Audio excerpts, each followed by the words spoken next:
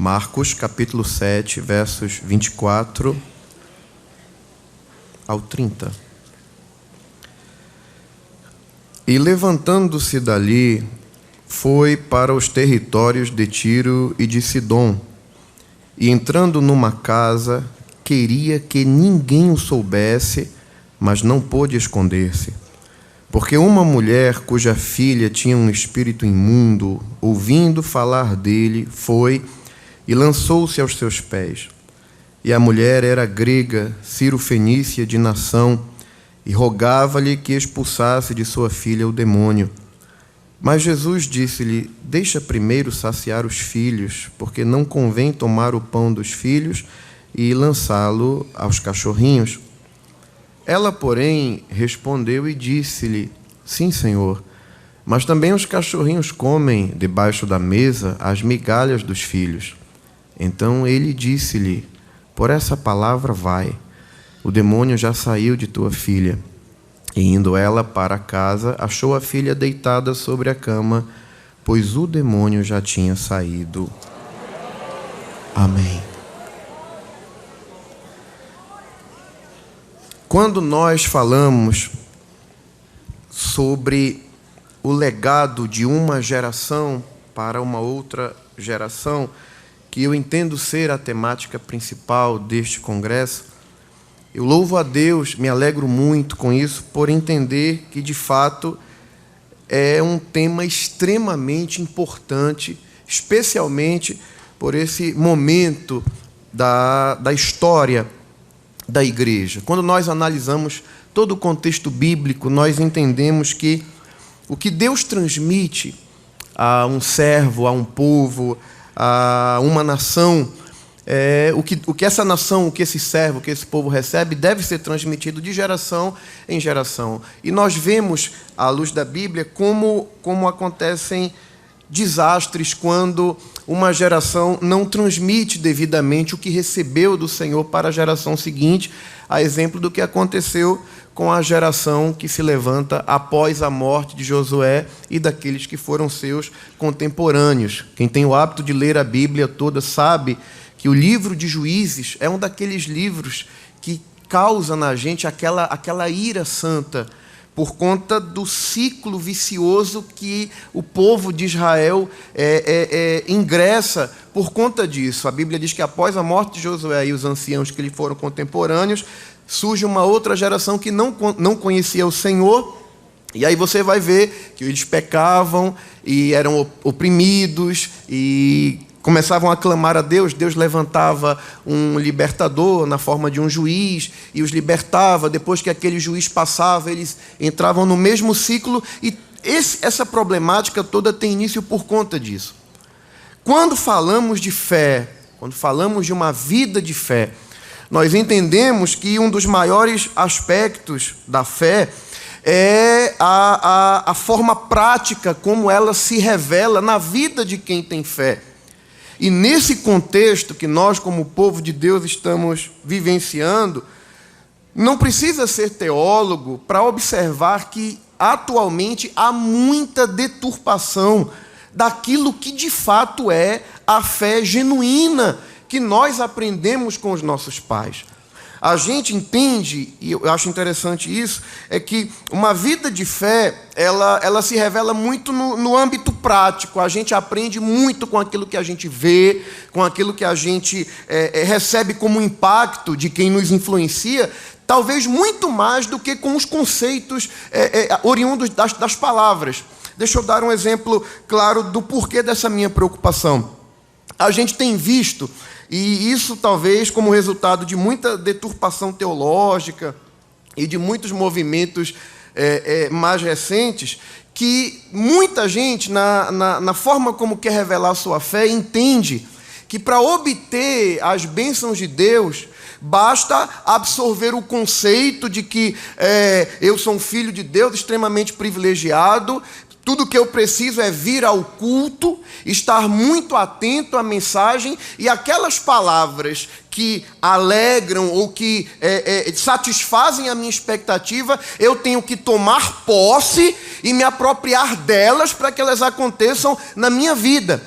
E eu tenho um pouco de preocupação com esse tipo de conceito, porque eu posso vir ao culto 10, 15 vezes por semana e tomar posse de todo tipo de bênção, de palavra de bênção, de promessa que for proferida, mas se eu não tenho uma vida de devoção, uma vida de piedade, uma vida de compromisso com Deus, se eu não sei o que é altar, se eu não sei o que é oração, se eu não sei o que é jejum, se eu não sei o que é consagração, eu posso tomar posse de tudo quanto é promessa, e o máximo que eu vou fazer é transformar o meu culto numa caixinha de promessa onde eu fico agarrando aquilo que me convém. Mas à luz da palavra de Deus, a gente entende que fé é bem diferente disso, porque muitas vezes o contexto real da fé nos demonstra que mesmo quando tudo está contrário, mesmo quando tudo é adverso, mesmo quando tudo parece ou tudo demonstra que não vai acontecer nada, e mesmo quando Deus está em silêncio, mas a convicção que nasce num coração que tem uma fé genuína, não precisa ouvir aquilo que lhe agrada para ter a certeza de que Deus vai agir. A confiança está baseada no fundamento, na certeza que um crente que conhece a palavra de Deus tem.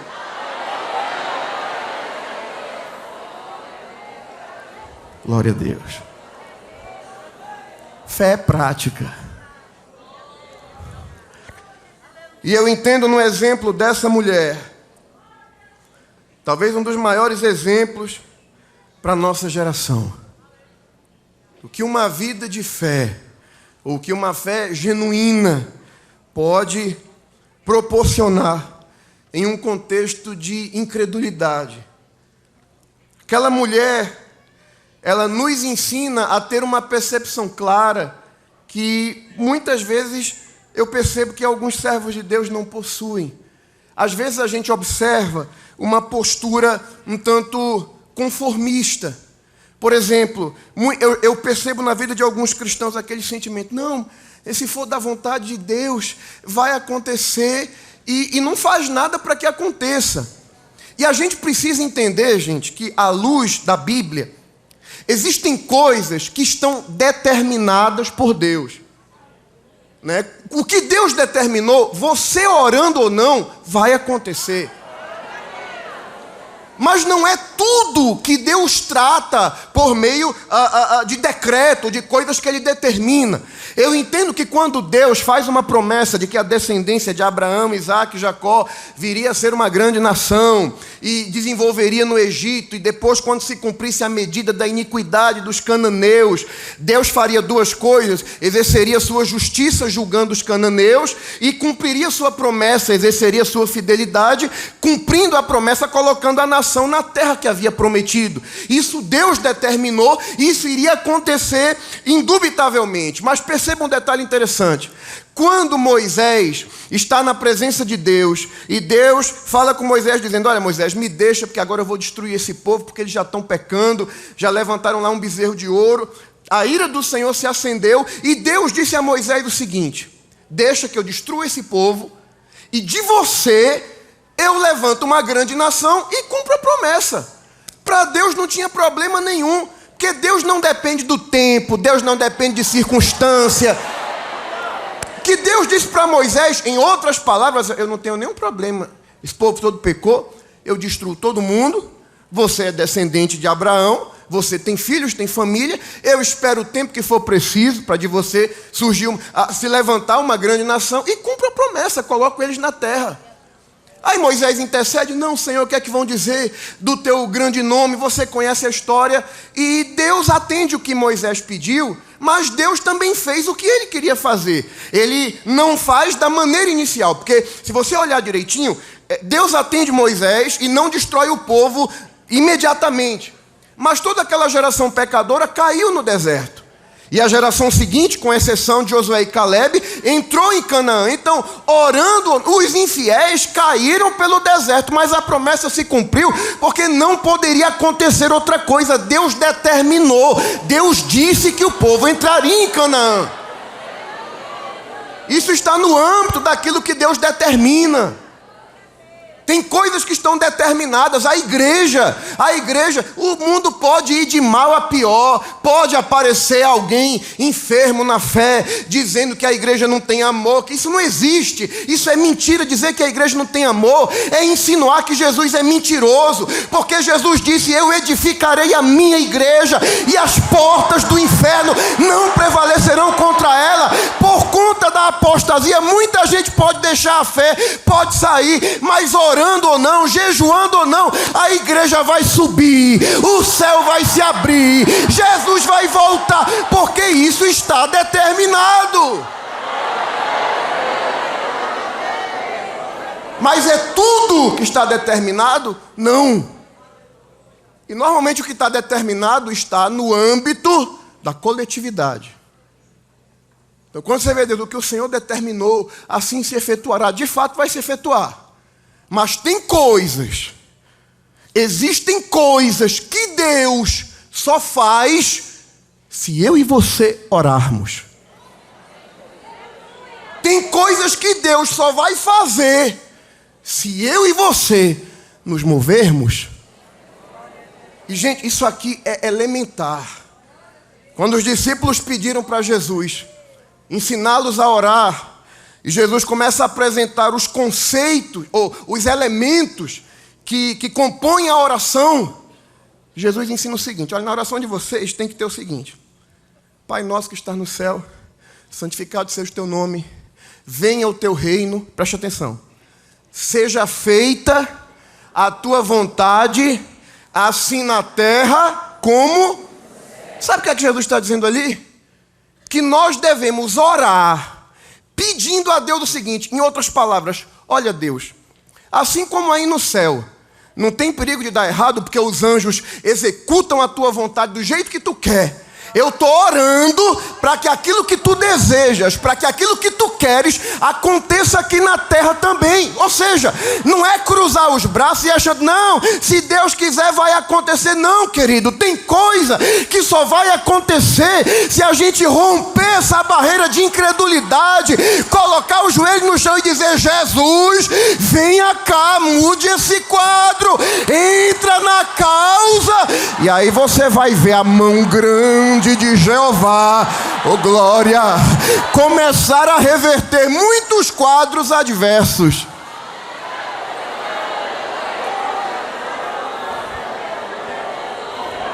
Veja o que Deus diz. Isso aqui é Deus dizendo em Ezequiel capítulo 22, só para corroborar esse pensamento. Ezequiel capítulo 22, o quadro de Jerusalém estava extremamente caótico. Você lê todo o capítulo 22, você percebe como a situação estava crítica. No verso 26, Deus diz que no contexto religioso de Jerusalém, os sacerdotes haviam transgredido a lei. No verso 27, os príncipes no meio do povo, no meio de Jerusalém, eram como lobos. No versículo 28, a Bíblia diz, Deus se queixa aqui que até os profetas andavam falando coisas que Deus não havia ordenado que eles falassem. Então, o quadro de Jerusalém era crítico em todos os âmbitos. E você sabe que Deus é justo? Justiça é um atributo divino. Deus não pode mudar aquilo que Ele é. E como Deus é justo, Deus não pode ter o culpado por inocente, Ele tem que exercer juízo, tem que exercer justiça, tem que castigar, porque o povo pecou em todas as esferas. Mas sabe o que é que Deus diz aqui? Em outras palavras, eu tenho que exercer juízo porque eu sou Deus, tenho que fazer o correto. Mas antes de Deus exercer um juízo, aqui é Deus que diz, no versículo 30, e busquei dentre eles um homem que estivesse tapando o muro e estivesse na brecha perante mim por esta terra, para que eu não a destruísse, mas a ninguém achei. Por isso eu derramei sobre eles a minha indignação, com o fogo do meu furor os consumi, fiz que o seu caminho recaísse sobre a sua cabeça, diz o Senhor. Sabe o que é que Deus está dizendo aqui? Eu tinha que destruir porque eu sou justo e eu tenho que julgar. Mas antes de castigar, eu procurei um homem. E Deus diz aqui, se eu achasse um homem, se eu achasse aqui um crente, alguém que se colocasse na brecha entre mim e essa cidade para dizer, Senhor, destrua não, tenha misericórdia. Falar como Abacuque, né? Na ira lembra da misericórdia. Deus, se eu achasse alguém, eu não destruiria. E nós vemos que isso aconteceu em alguns contextos de Jerusalém. Você olha o reinado de Josias. Josias herda um governo de 60 anos de idolatria, de pecado. O pai dele era um ímpio, o avô dele muito mais ímpio. Ele assume o reino, faz várias reformas, acha o livro da lei, leem uma porção do livro da lei que muitos acreditam ser juízos descritos em Deuteronômio. Quando Josias ouviu aquilo, ele disse, meu Deus, estamos perdidos, Deus deve estar muito irado com a gente. Ele rasga as vestes dele. Havia uma profetisa na época chamada Uda. Assim, vão lá procurar Uda e vão consultar o Senhor, ver o que é que Deus vai falar. Aí os enviados de Josias vão até a profetisa Uda. Aí Uda diz assim, Uda começa a profetizar, assim diz o Senhor, o povo pecou, seguiu outros deuses, fala todo o contexto de pecado. E eu vou julgar, eu vou espalhar, eu vou exercer o meu juízo. Se terminasse aí, Josias tinha razão para tremer nas bases. Mas ela anuncia um juízo, mas antes dos servos de Josias voltarem, ela disse, espera aí, quanto ao homem que vos enviou a mim, diga a ele o seguinte, assim diz o Senhor, como o teu coração se enterneceu, e rasgaste as tuas vestes, e choraste perante mim, também tu não verás todo o mal que virá sobre este povo. Eu vou te recolher em paz à sepultura. Sabe o que é que Deus estava dizendo? Por tua causa, Josias, eu vou postergar o meu juízo, porque onde Deus encontra um crente, no quadro mais adverso, mas que rasga as vestes, que adora, que chora, que se humilha, o contexto pode ser o pior possível, mas a fé não depende de contexto favorável. Fé depende de convicção do coração. Aleluia. Oh, glória. É por isso que tu não morreu ainda. Pode estar arrastando os pés, o cabelinho branco, mas tu ainda está de pé, porque é por causa da tua lágrima, do teu jejum, da tua intercessão, que a casa ainda está de pé. Oh, glória. É como eu sinto Jesus aqui com a gente nessa noite.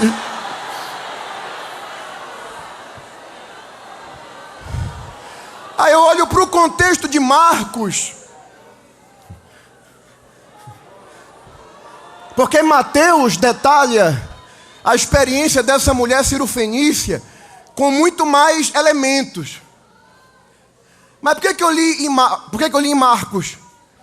Porque Marcos, ele traz uma informação que eu acho extremamente interessante para esse contexto que a gente está abordando aqui hoje.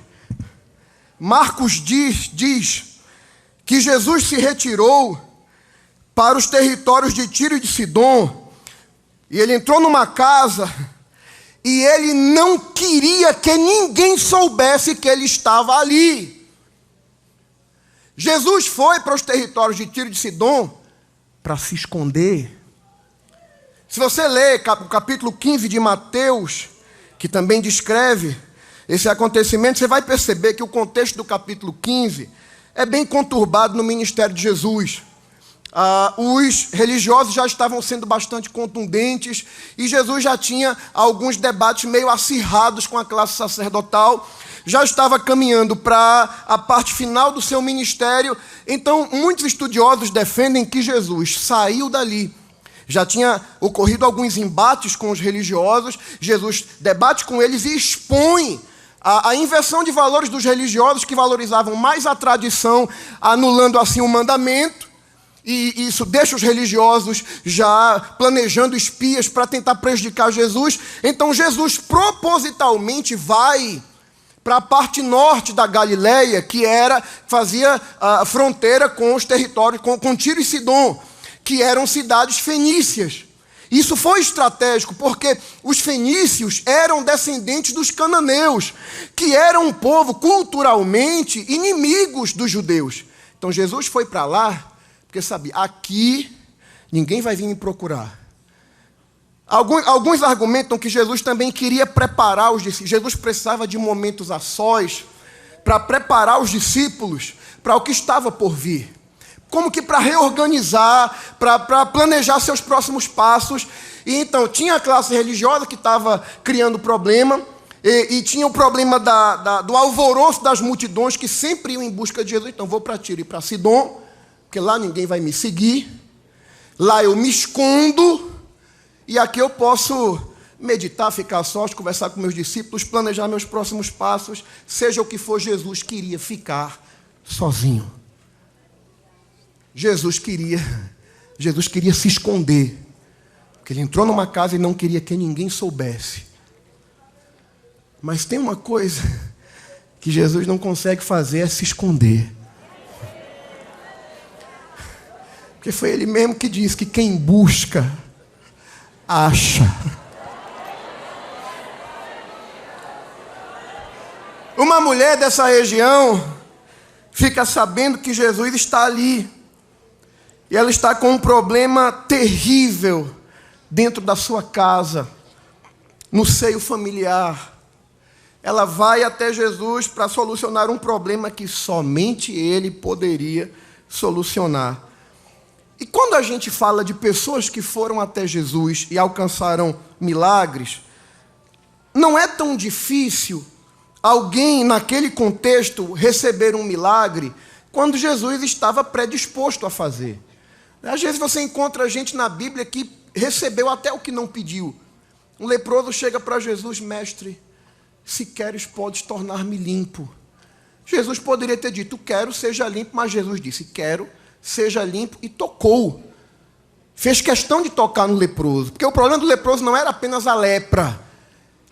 Ele sentia falta de contato físico, de calor humano. Jesus fez questão de demonstrar: eu vou dar além do que você está pedindo, eu vou te curar e vou demonstrar que você é importante para mim, eu vou tocar em você.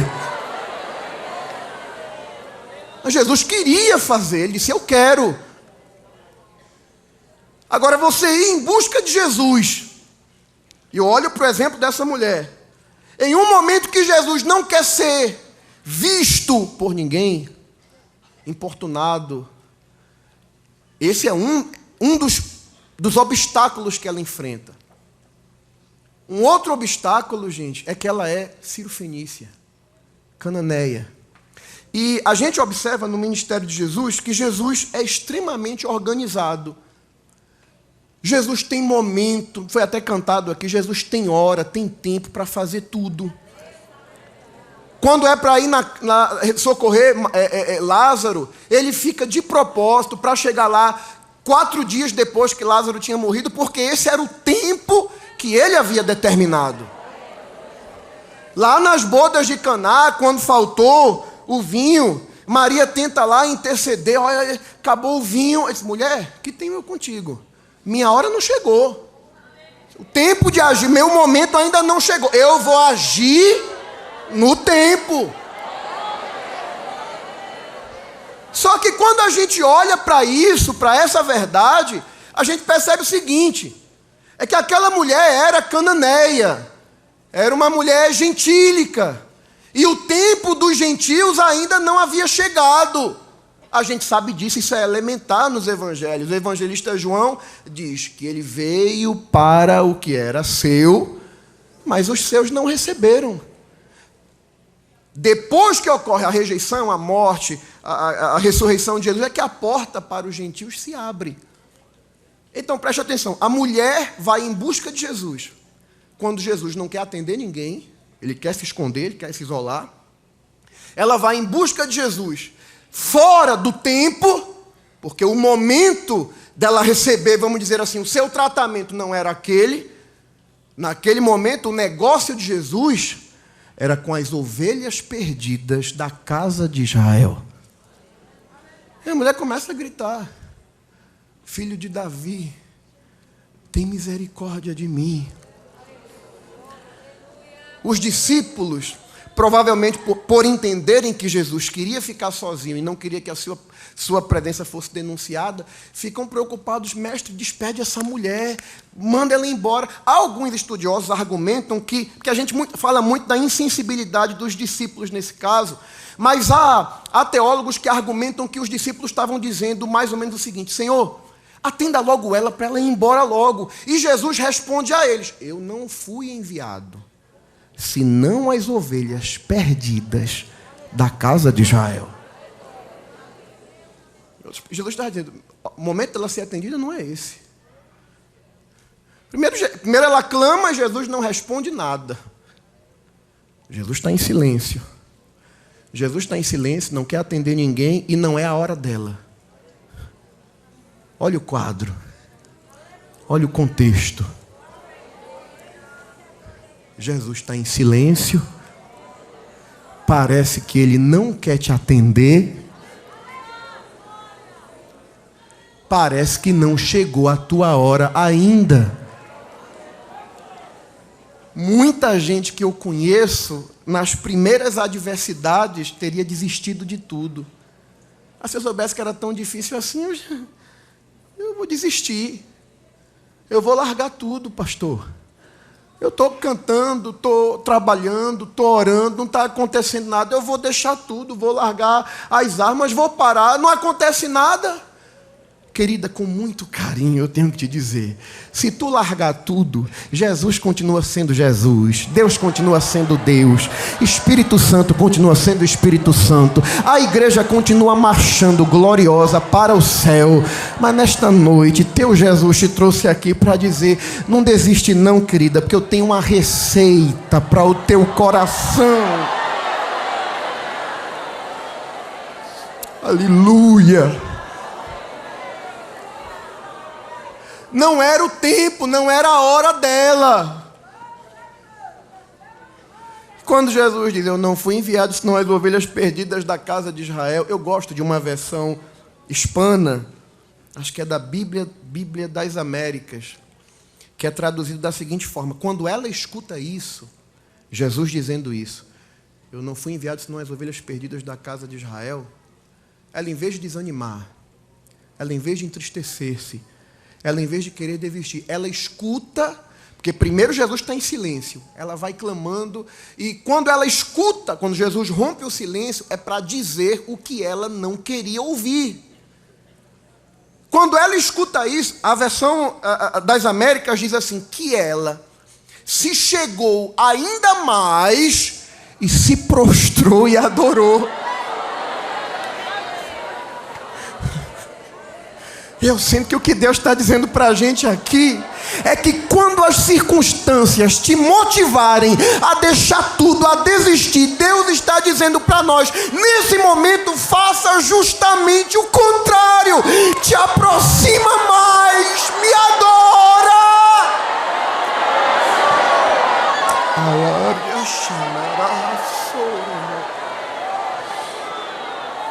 Aleluia. Aleluia. Aleluia. É para se aproximar mais. É para chegar mais perto. É para parar de estar se impressionando com profecia de WhatsApp, que depois que a crise está aí é muito fácil profetizar. E não, é se aproximar dele, é ouvir diretamente da boca dele. É da laria soremanara da gasobra. Aleluia. Quando o quadro fica mais difícil, ela se achega, ela se prostra, ela adora e diz: Senhor, socorre-me.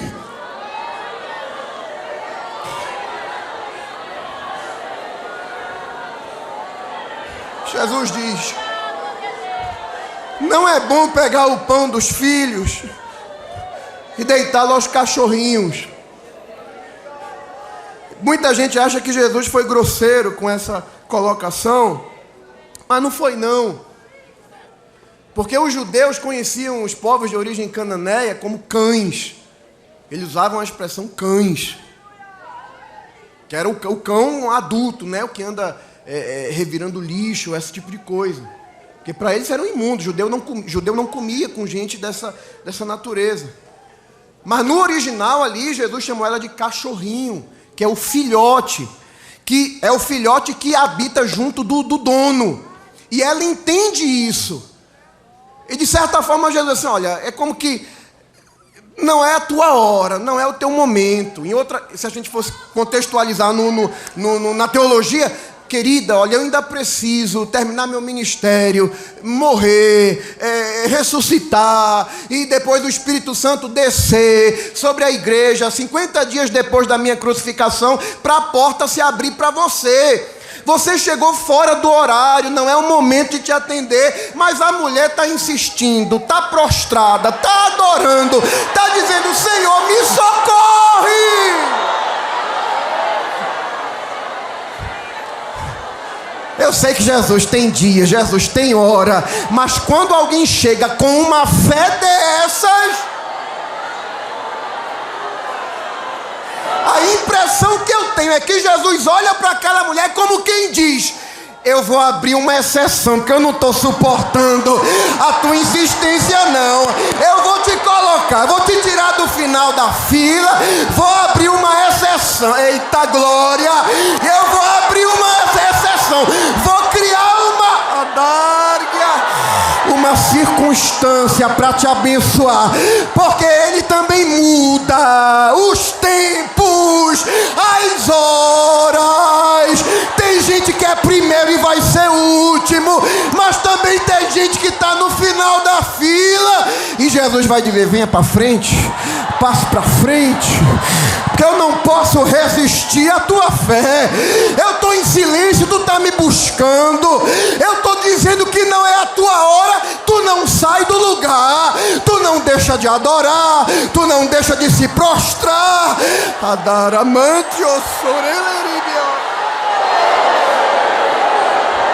Jesus ainda tenta dizer de uma forma mais dócil: olha, minha filha, não está correto pegar a comida dos filhos para dar para os cachorrinhos.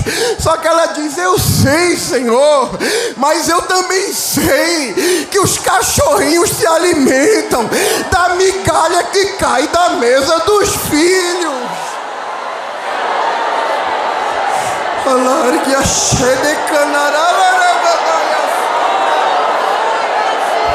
É esse tipo de fé que o Espírito Santo quer implantar, infundir no meu e no teu coração.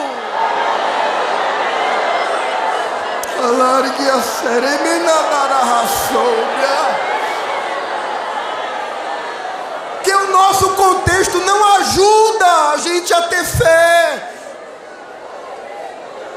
Que a maioria de nós tem plano de saúde, tem tanta UPA, tanta UPinha, tanta coisa, que ninguém lembra mais nem de pedir unção.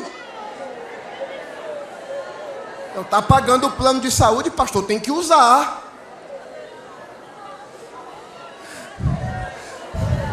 E às vezes eu sou inclinado a crer que Deus permite crise, permite adversidade, para a gente voltar aos passos antigos.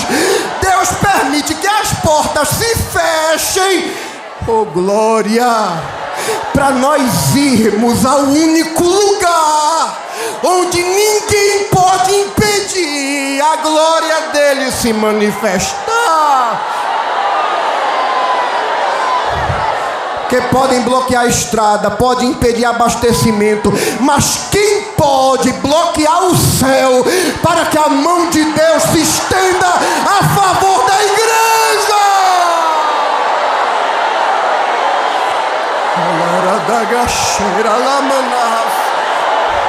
Oh glória, Oh glória, Deus te trouxe aqui nesta noite para te fazer uma pergunta: quem pode impedir o meu agir? Quem pode impedir eu te abençoar? Oh glória, oh glória. Tinha um velhinho, um profeta crente, orando, fazia 21 dias, tinha um demônio lá nas regiões celestes, querendo impedir a bênção dele chegar. No primeiro dia que ele começa a orar, Deus manda a resposta, mas tinha um demônio lá nas regiões celestes, impedindo a passagem, e o velhinho, o profeta Daniel, está lá no lugar, já sem forças, mas ele está no lugar, ele não desiste, ele não arreda o pé. Deus está vendo isso, aí diz: Miguel, chega aqui, resolve esse problema lá, porque Gabriel não é anjo de guerra, agora você é meu arcanjo, vá lá e abra o caminho, porque eu tenho uma vitória para conceder. Oh glória a Daniel. Quem impede? Quem eita glória. Oh, eu sinto a mão grandona de Jeová estendida nesta noite.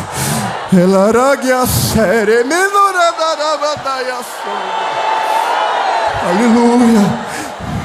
O psiquiatra pode ter dito que não tem mais jeito, o psicólogo pode ter dito que não tem mais jeito, o advogado pode ter dito que não tem mais jeito, as circunstâncias, o diagnóstico, mas a última palavra está nos lábios, aleluia, daquele que te fez, que te trouxe aqui nesta noite. E eu quero concluir com um pequeno detalhe. Uma pequena migalha resolveu o problema daquela cananeia. Não é tua hora, não é teu tempo, mas eu vou abrir uma exceção. Se a migalha resolve, a migalha deu a vitória. Eu me contento com a migalha, Jesus. Jesus não suporta. Oh mulher, grande a tua fé. A mulher chegou em casa, o problema estava resolvido. Porque quando a fé agrada o coração de Jesus, às vezes a gente está aqui adorando, ele está indo lá. E quando a gente chega lá, se espanta. Por quê? Porque ele já chegou primeiro. A palavra, largue a séria, a palavra foi.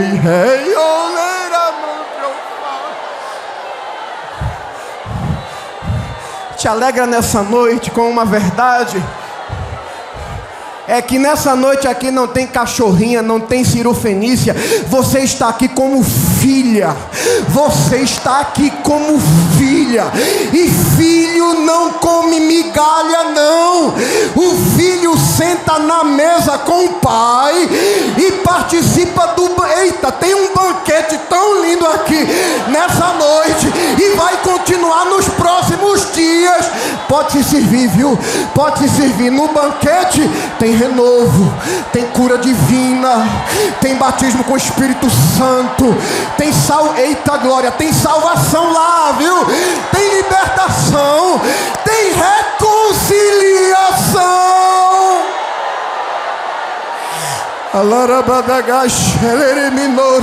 Só quem é filho aqui nessa noite e se sentir vontade, abre a boca, querido. E se tu tem glória, dá glória.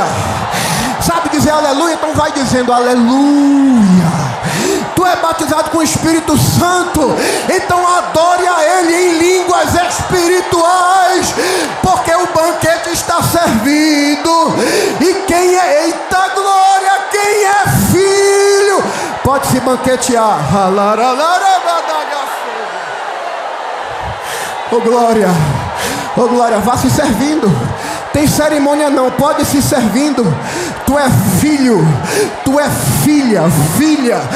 Eita Jesus, ah, como eu sinto a presença dele aqui nesta noite. Levante a sua mão e adore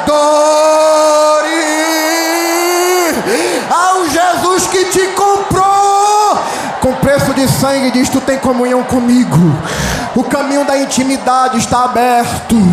As circunstâncias podem dizer o contrário, mas venha à minha presença e se prepare para ver o meu agir ao teu favor. Quem crê nisso, levante a mão e glorifique ao que vive para